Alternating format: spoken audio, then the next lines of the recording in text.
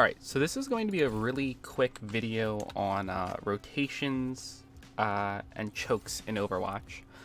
So as you can see, we're on Temple of Anubis, and I'm going to real quickly go over the way chokes work, specifically on the second point for Temple here. So first off, what is a choke?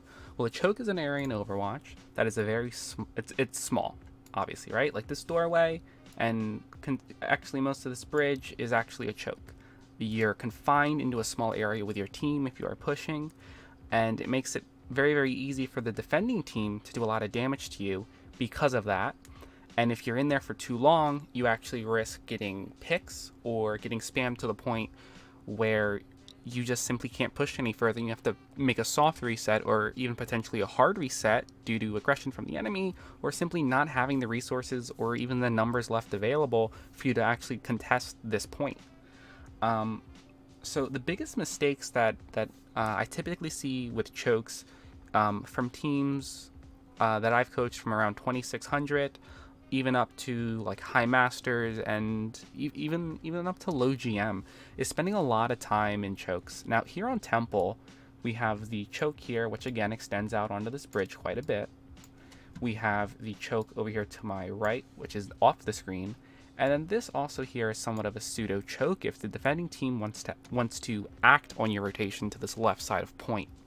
So spending a large amount of time in these areas is very, very detrimental because of the reasons that I've stated previously. The sheer potential of loss of resources, whether we're talking about a resource of health, armor, shield, whether that's your own personal shields or a Reinhardt shield, or defense matrix, or any of these things, or even like an amp heal, right? Because now you don't have speed boost. Now to touch on speed boost, that's going to come into key later, or come into play later when we talk about how to deal with these chokes. But again, the biggest mistake with these chokes is staying in them too long, peeking around them, and just being very indecisive with your gameplay. And if your shot caller happens to be your Rein, which it typically will be, especially in the current meta we are in, which is of course goats, that can be a big problem, because Rein Shield's a very important resource when you're trading, especially if you're doing the normal thing of fighting on a second rotation of bubbles, which means your Zarya and the enemy Zarya are both high charge now in an optimal scenario for both teams. And that means your shield will get melted a lot, not to mention, obviously, Zen spam, Lucio spam, and of course D.Va spam with micro missiles, which really, really will chunk down your shield. So let's go over what not to do. What you should not be doing is standing in the choke, with your finger up your ass, just not really contributing anything to the team other than giving the enemy something to shoot at, right? So the more time you spend in these chokes, the more risk you pose to your own team of if you're a 200 hit point hero, or if you're 250 because you're running May Goats.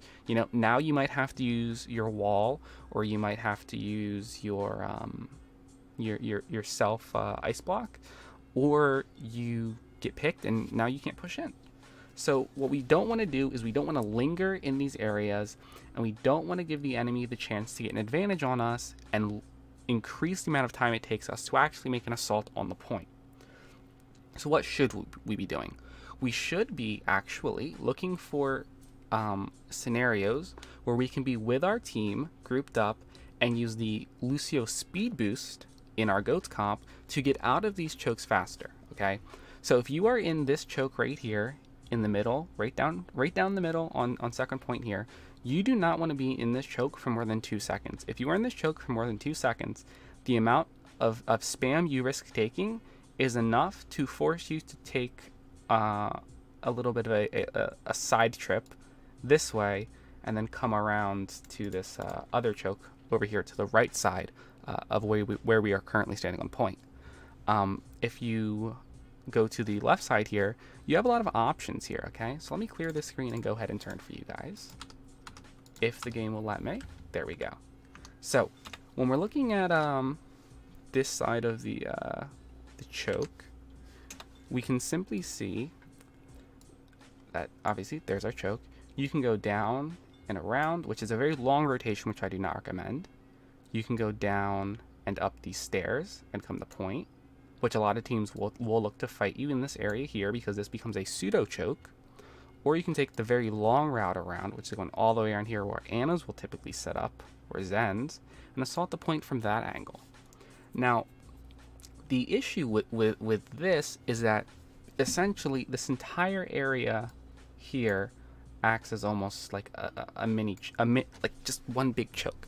It allows the enemy team to get a lot of spam on you, especially considering the fact that a lot of divas like to sit up here.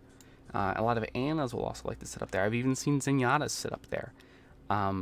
So you're risking getting spam, or maybe not getting spam to the point where you can't push in, but getting spam to the point where you're giving the enemy an ult advantage, which is obviously not ideal, because we want to be getting ourselves in a scenario where we can snowball, because we are the attacking team, not the defending team in this scenario. We want to be able to cycle our ults, that way we are using a constant rotation in a fight, and forcing the defending team to use ults as well. Now with that being said, I want to make a very clear point here. If you are the defending team, you want to use less or equal the amount of ults that the attacking team uses. If you use more ults than the attacking team as a defending team, you are losing out on the fight and the trade, and you are being severely detrimental to the overall variability of your team winning this defensive hold. Okay, so let's take another gander at this side. So I'm gonna do the same thing I did before, and we're gonna look. Okay, so you can come down, whether you're coming from this way or you're coming from main, and you go all the way around here and you come here. Now, we've just encountered our choke, right? This doorway is our choke. So teams will typically be on the back side of point here. That is not gonna show up there. They will be on this back side of choke. Or of point, excuse me, or they will not be afraid to simply meet you head on in this area. That looks disgusting. In this area, or even closer to the center here, because a lot of Rhines are going to want to throw in a fire strike, because there are the flight of steps in this room that will allow him to kind of, it forces a corral, and you get a lot of ult charges at Reinhardt here. So in this choke, you're right outside of point, right? And obviously defender spawn, one of those doors is right down here. So you want to be able to come through this doorway with a burst of speed to get out of that choke as fast as possible and jump on the most optimal target, which will be a Reinhardt, because the Reinhardt will always be in front of his team. Ideally, for that enemy team, the Reinhardt is in front. And that will be who we are going to be jumping on. So the idea is to get out of this choke and immediately jump on the Reinhardt using our Lucio speed boost and his amp. That then puts us in prime position to take care of that Reinhardt and then snowball the rest of the enemy team, because their main frontline hero is now down. And because of that, we are now also up on ult charge. So as long as we continue to push forward safely without taking large amounts of damage while we are either inside of this room or while we're trying to kill this Reinhardt, we are in a very, very good scenario to take this point. Now let's keep in mind defender's advantage, even because we are not talking about a scenario where there is overtime yet. So if it is a 6v6 and there is spawn advantage, you need to look at it as a 7v6, non-OT. So let me put non-OT here, okay? Because obviously when a defending team gets the attackers into overtime, the respawn timer for the defending team increases. So now I want you to consider every single ultimate equals one more person.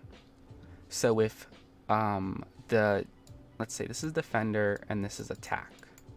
So if the defending team has 3 ults and the attacking team has 2 ults, it is now a 10v8. And this is an extremely winnable fight for the defending team as long as they play it properly. And of course, it is not overtime. So, getting out as the attackers here and getting that pick as fast as possible as well as safely as possible means you are now swaying and moving these odds further into your team's favor, because you're spending less time in a choke, less time losing your positional advantage and your rotational advantage against the defending team. So that covers chokes and rotations on the second point of Temple of Anubis here. If you guys want other points or other maps, just let me know and I'll get them recorded for you guys.